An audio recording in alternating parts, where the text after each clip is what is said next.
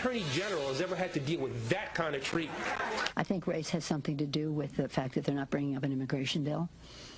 I've heard them say to the Irish, for just you, this would be easy. Certain policies for the right reasons. Do you think your Republican colleagues are racist? Not all of them, no, of course not. But to a significant extent, the Republican base does have elements that are animated by racism, and that's unfortunate. All right, folks, there's a Fox News short montage of some of the what some call race baiting that's been going on by the Democrats and the left. And joining us right now for the, I believe the first time on this show, if I'm not mistaken, is James Taranto. You know him, columnist for the Wall Street Journal and editor of its online opinion editorial page, I should say, opinionjournal.com. Hello, James. Actually, I was on the show in January. It was January. All right. It just shows what I know. Why did I forget that? I don't know. Anyway, welcome back. I appreciate it. All right, what is going on here with this, what some call race baiting? You wrote a great column on tax day, April 15th, race against time. And let me ask the question you ask, is there a high-minded justification for the Democrats' divisive rhetoric? Well, the fellow who tried to present one is a guy named Ed Kilgore, who writes for the Washington Monthly. And he did a piece for TalkingPointsMemo.com, which is a left liberal website, in which he tried to make the argument that certain policies are objectively racist, even if the people who advocate them are not racist. What he's trying to do is make he's trying to rationalize calling Republicans racist even if they aren't. So an example he cites is, quoting Kilgore now, during the 2012 presidential campaign, the Romney-Ryan campaign heavily ran an ad accusing the president of gutting work-based welfare reform. The factual case for the ad's allegations was incredibly weak, and it's not as though welfare reform had been an issue earlier in the campaign or indeed in any presidential campaign since 1992. So his argument, therefore, is that since a disproportionate number of black people receive welfare, it must be racist to talk about welfare reform, objectively racist, that is, which raises the question, when Bill Clinton ran on welfare reform in 1992 and when he ran on his success in enacting it in 1996, was he objectively racist? Yeah, very good question. And of course, you know, I don't know. Is it possible for the Republicans to sit next to a Stephen Israel on one of these shows and then utter the words, well, you know what? Of course there's a percentage of Republicans who are racist, but there's probably the same percentage of Democrats who are racist, and in fact the same percentage of blacks and whites and Asians, and you know, every group, every demographic group has its racists. So I mean, is it possible for them to do that? Will they ever do that? Well, I don't know. Look, the reason I think that the Democrats are are talking so much about this is because they don't have much else to say, and they know that that they're in trouble heading toward November. I mean, this is the racial rhetoric has gotten more heated of late, but this isn't the most heated it's ever been. Remember how heated it was 4 years ago after Obamacare was enacted. You remember a couple of black congressmen claimed to have heard the N-word being shouted by Tea Party protesters, claims that were never substantiated. And despite the fact that there was a $100,000 reward offered for any video or sound that could prove it. Right, and one congressman, Emanuel Cleaver of Missouri, said that he had been spat on by somebody in the crowd. There was video of that, and it wasn't really clear what happened, but Cleaver later admitted, you know, the guy might have just been yelling and you know, didn't mean to spit on him. Right. Yeah. And you know, so where are we headed with this? When it goes to the level though of Attorney General Eric Holder, and basically he says, I'm not talking about me. This isn't about me. And then he goes on to talk about himself and President Obama. And you know, we had Ari Fleischer on the next day, and Ari Fleischer said Eric Holder deserves no sympathy. He said they did worse to President Bush and to Alberto Gonzalez, for instance.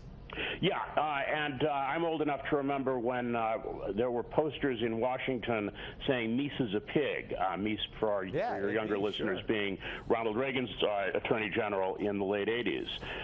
And so now we should say Holder came out after that speech and said, well, I didn't mention anything about race.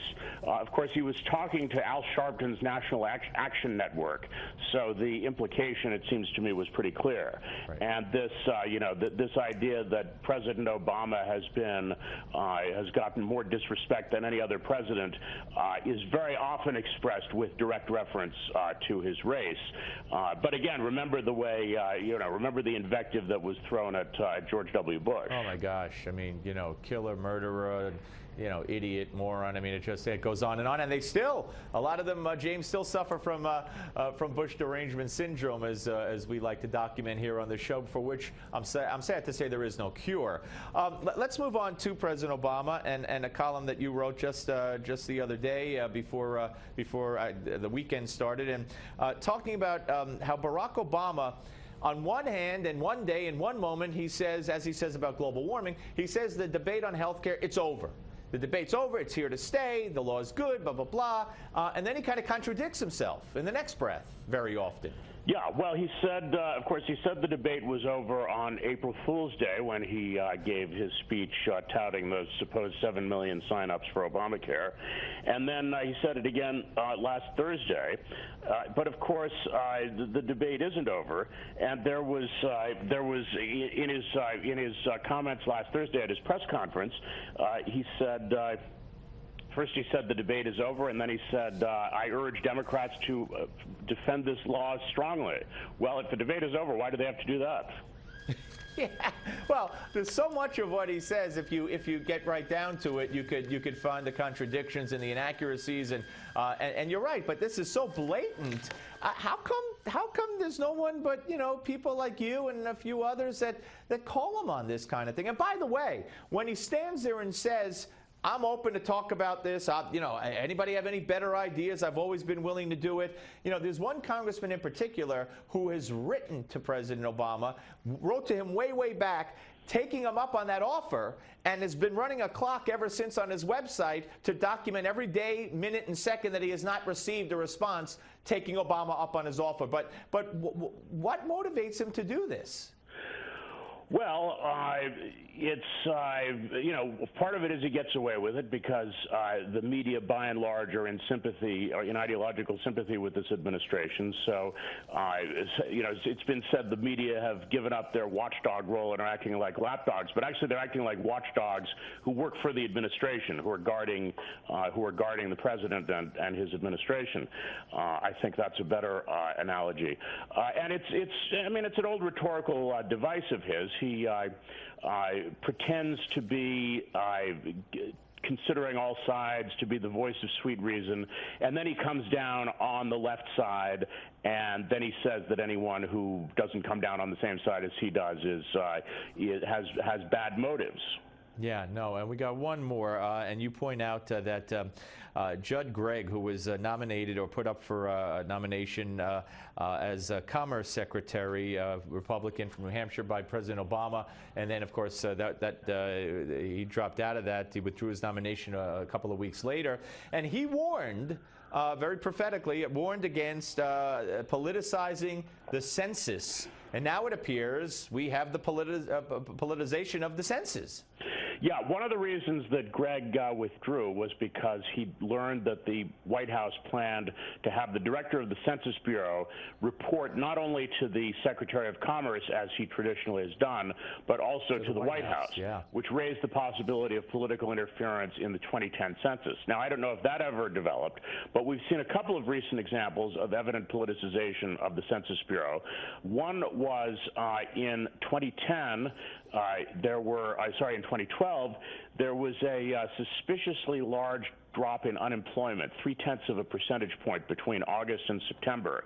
And John Cradule of the New York Post found evidence last year that there were people in one of the Census Bureau offices who were simply faking data. This wasn't necessarily directed by higher ups. Somebody was disciplined in the Philadelphia office for for basically making up data. Right. But he's run into a stone wall trying to get information about this. And then it turns out that the Census Bureau for years has been working on a new methodology for its studies, its surveys of how many people have medical insurance.